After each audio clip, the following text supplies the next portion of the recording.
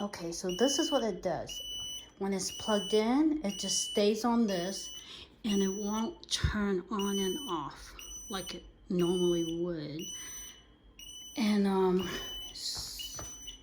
and this right here is not supposed, I think this is supposed to go back down, and it's not, it's just stuck there. So it's, you can see it's not supposed to be up, high up like that. It's supposed to be pushed down. Yeah, like this. There's something not right here. Anyways, okay.